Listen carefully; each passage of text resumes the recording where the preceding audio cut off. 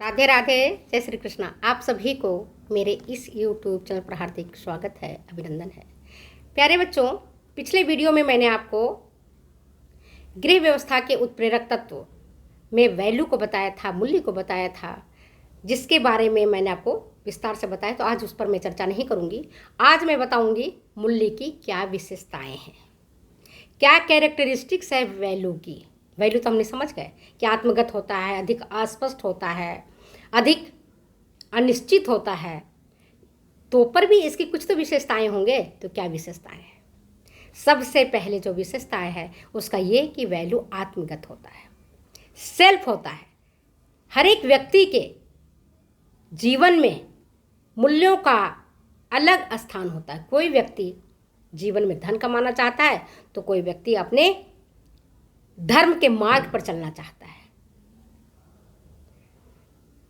कोई राजनीति में जाकर के अपने भविष्य को चमकाना चाहता है तो कोई व्यक्ति सत्य और ईमानदारी के साथ रह करके अपने जीवन को सामान्य तरीके से, सिंपल तरीके से जीना चाहता है।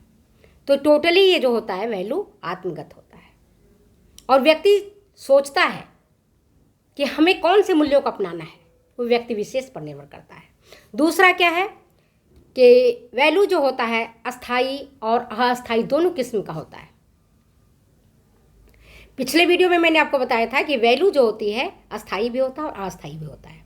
जैसे शक्ति है, प्रतिष्ठा है, सफलता है, ये अस्थाई मूल्यों के अंतर्गत आता है। वहीं कुछ मूल्य ऐसे होते हैं जो अस्थाई होते हैं, वो समय, परिस्थिति और माहौल के अनुसार बदल जाते हैं।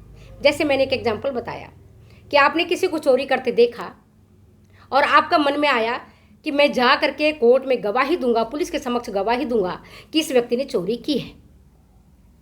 लेकिन जब आपको पता चलता है कि उस व्यक्ति ने आकर के आपको डराया है, धमकाया है, परेशान किया है, तो आप तुरंत अपने मूल्यों को बदल देते हैं और घर वाले भी आपके दबाव बनाते हैं, आपका स्वयं का मन दबाव बनाता है और फिर आप वहाँ से हट जाते हैं। तो मूल्य क्या है हमारे? अस्थाई भी होते हैं और अस्थाई भी होते हैं। अस्थाई मूल्य वो होते हैं जिसको आप बदल देते हो समय, परिस्थिति, माहौल के अनुसार।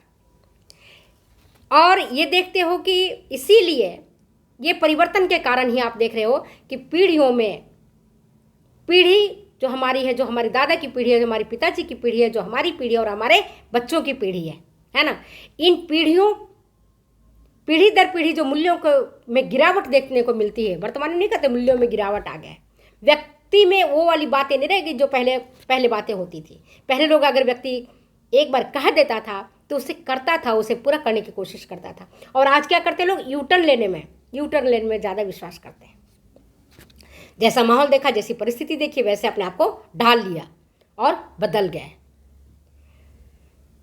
इसी कारण पीढ़ी दर पीढ़ी में मूल्यों में जो गिरावट देखने को मिलता है, ये मूल्य जो गिरते नजर आ रहे हैं, इसका एक बड़ा कारण ये भी है। और मूल्य क्या होता है? मूल्य की एक विशेषता है, ऐच्छिक होता है और संतुष्टि प्रदान करने वाला होता है। आप जिन मूल्यों को अपनाते हो वो अपनी इच्छा से अपनाते हो, थोप करके अपनाया नहीं जाता है। अगर मैं आपको कहूँ ईमानदार बनो, झूठ मत बोलो, हमेशा सच बोलो, तो क्या आप हमेशा हमारे कहने से सच बोलोगे? हमारे कहने से झूठ बोलना छोड़ दोगे? हमारे कहने से काम करने लगोगे? नहीं। जब तक आपका इच्छा नहीं होगा, जब तक आपके मन में अंतर से भावना नहीं आएगी, तब तक आप मूल्यों को नहीं अपनाओगे, चाहे वो ऋणात्मक मूल्य हो, चाहे वो धनात्मक मूल्य हो। और जब आप उन मूल्यों को अपनाते हो तो आपको बड़ी संतुष्टि मिलती है। ऐच्छिक होता है मूल्य और संतुष्टि प्रदान करने वाला होता है। जैसे अगर आपने सत्य को अपनाया है, सत्य एक मूल्य है जिसको आपने अपनाया है, और उस सत्य को बोल करके आपको बहुत संतुष्टि मिलेगी कि मैंने सच बोला। आपको किसी की मदद करने की इच्छा है और आप मदद करते हो, तो जो सहयोग करने के बाद आपको जो अंदर से संतुष्टि मिलेगा, तो ये संतुष्टि मिलना मूल्य की विशेषता है। और मूल्यों में स्वनिर्माण और विकास करने की योग्यता होती है। विकास करने की, डेवलप करने की इसमें खुद की योग्यता होती है, खुद की एबिलिटी होती है मूल्यों में। वो खुद को डेवलप करता है, स्वनिर्माण होता है। अब इसका एग्जाम्पल मैं बताऊं, जैसे हम सब जानते हैं रावण और विभीषण को। रावण जहां अन्यायी था, अत्याचारी था, क्रूर था, वहीं विभीषण राम भक्त था, ईश्वर पर विश्वास करता था। जहां रावण राम से लड़ने के लिए तैयार रहता था, वहीं विभीषण राम के चरण छूने के लिए तैयार रहता था। तो क्या है ये? स्वयं में विकास करने की योग्यता तो है। उसको इतना दबाव बनाया रावण ने, जिसे राम की भजन मत किया कर। वो कौन है राम? बनवासी राम जिसकी बात कर रहे हो तुम, जिसमें मूल्यों में स्वनिर्माण और विकास करने की योग्यता होती है। इसीलिए कई बार देखते हो कि कई घरों में जहाँ अनाचार, दुराचार सब कुछ होता है, वहाँ पर भी कोई न कोई सदाचार एक व्यक्ति उत्पन्न हो जाता है। जैसे प्रहलाद का मूल्य भगवान के प्रति था, हिरण्यकश्यप का भगवान के प्रति नहीं था मूल्य। ठीक है, समझ गए बात को? इसके बाद मूल्य की एक और विशेषता क्या है कि हर एक व्यक्ति में मूल्य की तीव्रता भिन्न भिन्न होती है। जो तीव्रता मूल्यों का, जिन मूल्यों की तीव्रता मेरे में है, वो जरूरी नहीं कि वही तीव्रता मेरे बच्चों में हो, वही मूल्यों की तीव्रता मेरे पति में हो, जरूरी नहीं है। हर एक व्यक्ति के मूल्य अलग अलग होते हैं। जैसे परिवार के कोई सदस्य ईश्वर भजन में, धर्म में, उपासना में, पूजा पाठ में समय व्यतीत करता है, अपने धन को खर्च करता है, धर्मशाला बनवाने में खर्च करता है, मंदिर बनवाने में खर्च करता है। वहीं दूसरे, उसी परिवार के दूसरे सदस्य शौक मौज में पैसे खर्च करते हैं, ऐशो आराम में पैसे खर्च करते हैं, घूमने फिरने में पैसे खर्च करते हैं, क्योंकि उनका मूल्य है जीवन का आनंद लेना, और उनका मूल्य है ईश्वर भजन में अपने आप को लगाना। तो हर एक व्यक्ति के जीवन में मूल्यों की तीव्रता अलग अलग होती है, एक जैसी नहीं होती है। मैन टू मैन वैरी करता है मूल्य। इसके बाद मूल्य की एक और विशेषता है, यह डायरेक्टिव होता है, निर्देशात्मक होता है मूल्य। यह व्यक्ति को कार्य करने की प्रेरणा देता है, प्रेरणा प्रदान करता है। जैसे मान लो आप में सत्य के प्रति, ईमानदारी के प्रति मूल्य है और उसे आप आगे बढ़ाना चाहते हो, तो किसी न किसी तरीके से आप मूल्यों को बढ़ाओगे। और मूल्य का एक और विशेषता है, इस संस्कृति के परिचायक होते हैं। मूल्य क्या होते हैं? संस्कृति के परिचायक होते हैं। व्यक्ति के संस्कृति को देख करके उसके मूल्यों के बारे में आप पता लगा सकते हो। जैसे भारतीय संस्कृति की जब हम बात करते हैं, तो हमारे संस्कृति में बड़ों का सम्मान करना, आदर करना, बिंदी लगाना, सिंदूर लगाना, बिछिया पहनना, चूड़ी पहनना, ये हमारी संस्कृति है। हम इसमें खुश अनुभव करते हैं, आनंद की अनुभूति होती है। तुलसी का पूजा करना, पीपल के वृक्ष में जल को सींचना, ये हमारी संस्कृति है। बड़ों का सम्मान करना हमारी संस्कृति है। बड़ों से आशीर्वाद लेना, चरण छूना हमारी संस्कृति है। ये हमारी भारतीय संस्कृति है, हमारे सनातन धर्म की संस्कृति है, जिसे हर व्यक्ति करता है, जो हम समाज से सीखते आ रहे हैं, परिवार से सीखते आ रहे हैं, इसे हम करते हैं।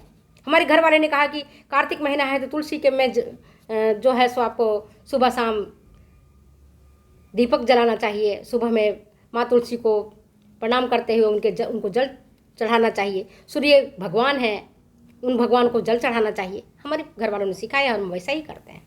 लेकिन अगर आप पाश्चात्य संस्कृति की बात करो, तो वहाँ पर कोई भगवान नहीं है, कोई तुलसी माता नहीं है, कोई गाय माता नहीं है। तुलसी एक पेड़ है, गाय एक पशु है। माता पिता बुजुर्ग हैं, कहीं चले जाएंगे, क्या दिक्कत है? उनके लिए अनाथाश्रम खुले हुए हैं, वृद्धाश्रम खुले हुए हैं। वहाँ भोगवादी संस्कृति है, वहाँ लोग अपने सुख के लिए भोगवादी संस्कृति को अपनाते हैं। और वो कहते हैं कि भारतीय तो बेवकूफ़ है, ये तरक्की नहीं करना जानते, ये तो गाय को मानते हैं माता, ये तुलसी को मानते हैं माता, ये सूरज को भगवान मानते हैं, ये चंद्रमा को की पूजा करते हैं। हमारी संस्कृति, हम पूजा करते हैं। तो ये हमारा संस्कृति का परिचायक होता है मूल्य। वहीं पाश्चात्य संस्कृति व्यक्तिवादी को, भौतिकतावादी को महत्व देता है, वहाँ पद को, व्यक्तित्व को, पैसा को, वहाँ प्रतिष्ठा मिलती है। हमारे यहाँ चाहे कितने भी पैसे वाले लोग हों, अगर उनका मूल्य गिरा हुआ है, अगर चोर उचक्के लुच्चे टाइप के लोग हैं, तो उनके घर में लोग शादी नहीं करते, नहीं अपने घर में बेटी नहीं देते, उनके घर के ऐसे बेटी नहीं लाते। तो हमारे भारतीय संस्कृति की ये देन है। इसके बाद क्या होता है कि मूल्य व्यक्तित्व निर्माण में सहायक होते हैं और ये उत्प्रेरक की भांति कार्य करते हैं, कैटेलिस्ट की तरह काम करते हैं। कैटेलिस्ट किसको कहेंगे? वो जो रिएक्शन को बढ़ा दे। जैसे मैं आपको कहती हूँ पढ़ो, आप निकलोगे, आप पास होगे, तो मैं आपको क्या कर रही हूँ? मैं आपको मोटिवेट कर रही हूँ। मैं आपको क्या कर रही हूँ? मोटिवेट कर रही हूँ मैं आपको। कैटेलिस्ट की तरह काम करता है। तो मूल्य क्या करता है? व्यक्तित्व निर्माण में एक उत्प्रेरक की भांति करता है, मोटिवेटिंग फैक्टर की तरह काम करता है, व्यवहार को नियंत्रित करता है और अभिवृत्तियों और रुचियों के निर्माण और विकास में सहायक होता है मूल्य। और मूल्यों का एक और विशेषता वो है कि मूल्य धनात्मक भी होते हैं और ऋणात्मक भी होते हैं, पॉजिटिव भी होते हैं, निगेटिव भी होते हैं। लेकिन जो ज्ञानी लोग हैं, जो बुद्धिमान लोग हैं, पॉजिटिव मूल्यों को अपनाते हैं और निगेटिव मूल्यों को घटाते हैं।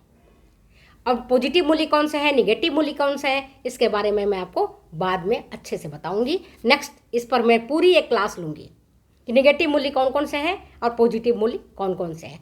तो जो भी व्यक्ति ज्ञानी व्यक्ति है, पॉजिटिव मूल्यों को अपनाएगा, निगेटिव मूल्यों को छोड़ेगा। इसके बाद मूल्य की एक विशेषता और है कि मूल्य को नाप सकते हैं, लेकिन इसको तौल नहीं सकते आप कि कितना किलोग्राम मूल्य है। मान लो आपके अंदर के जो वैल्यू है, जो मेरे अंदर की वैल्यू है, जो आपके माता पिता के अंदर वैल्यू है, उसको आप नाप नहीं सकते हो। नाप तो सकते हो लेकिन तौल नहीं सकते हो। सॉरी, नाप सकते हैं, मापा जा सकता है, लेकिन उसको तौला नहीं जा सकता है क्योंकि क्वांटिटेटिव नहीं है। इसको ग्लास में रख करके देखोगे कि एक ग्लास है मूल्य की 2 ग्लास है, नहीं पता चलेगा। तराजू पर रख करके तौलोगे, नहीं पता चलेगा। लेकिन उस व्यक्ति के साथ अगर आप रहोगे तो उसके गुणों से, क्योंकि इसकी प्रकृति गुणात्मक है, इसकी प्रकृति कैसी है? गुणात्मक है, क्वालिटेटिव है। उस व्यक्ति के संपर्क में रहोगे तब आपको पता चलेगा कि उस व्यक्ति का मूल्य कितना है और कैसे प्रकृति का व्यक्ति है। तो मूल्य क्या होता है? धनात्मक होता है मूल्य ऋणात्मक नहीं होता है।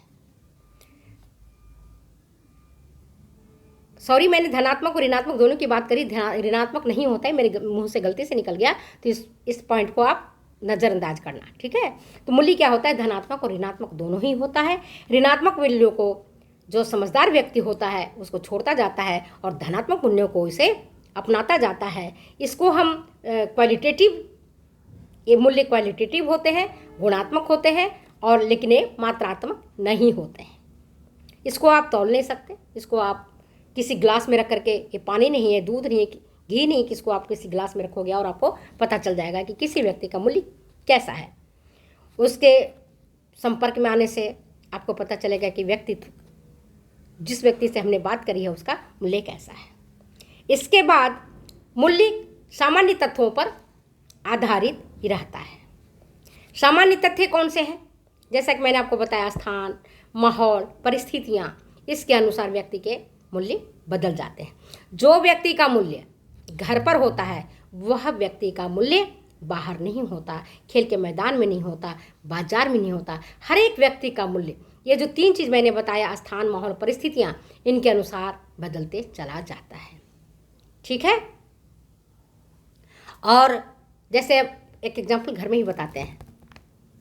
पिता और पुत्र 2 पास में बैठे हुए हैं, तो पिता का मूल्य और पुत्र का मूल्य संबंधों के कारण अलग अलग होता है। अगर पुत्र अपने दोस्त के साथ रहता है तो उसका बातचीत का ढंग, बोलने का ढंग अलग हो जाता है। पिता भी अगर अपने दोस्तों के साथ रहता है तो उसका भी बोलने चालने का सब ढंग अलग हो जाता है। लेकिन अगर वो पिता पुत्र साथ रहते हैं तो उनके मूल्य अलग हो जाते हैं। वहाँ पर वो अपने गरिमा के अकॉर्डिंग, अपने रिलेशंस के अकॉर्डिंग, अपने पद प्रतिष्ठा के अकॉर्डिंग वहाँ पर वो बात करते हैं, ठीक है। कार्यस्थल पर जो आपका मूल्य रहेगा वही मूल्य आपके घर पर नहीं रहता है। सहेलियों के बीच में वो मूल्य आप नहीं रखते हो क्या? सहेलियों से हम खुल करके बात करते हैं। और वहीं अगर हमको किसी ऑफिसर से बात करना है तो हमारे मूल्य बदल जाते हैं, उस टाइम हमारी भाषा बदल जाती है, हमारे बोलने का तरीका बदल जाता है, हम सब कुछ बदल देते हैं। Okay, bye. तो आज मैंने आपको मूल्य की क्या विशेषताएं हैं इसके बारे में विस्तार से बताया है। फिर अगले वीडियो में आपको बताऊंगी आगे की बातें।